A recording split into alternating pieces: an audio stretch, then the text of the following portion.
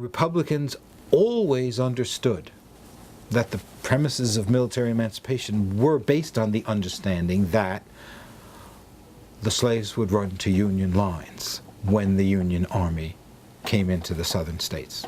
Right? That the way they formulated their emancipation policies presupposed that slaves would run to Union lines, and that the policy wouldn't work if the slaves liked being slaves, didn't run to Union lines, and the like.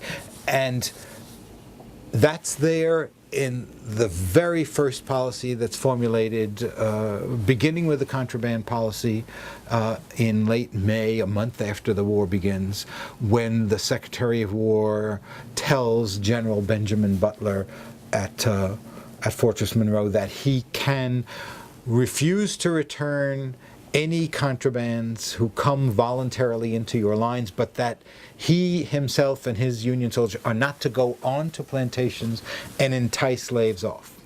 That anti-enticement policy gets transferred into the instructions for implementing the emancipation policy of the First Confiscation Act. The August 8th War Department instructions make exactly the same distinction.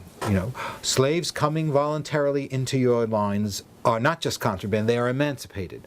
But you cannot go on to a plantation and entice slaves off.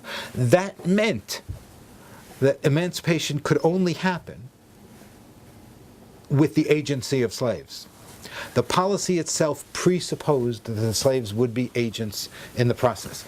And that's why I think saying, did Lincoln free the slaves, or did the slaves free themselves, misunderstands the understanding that both the slaves and the Republican policymakers and the Union Army had all along about how this process was going to go on.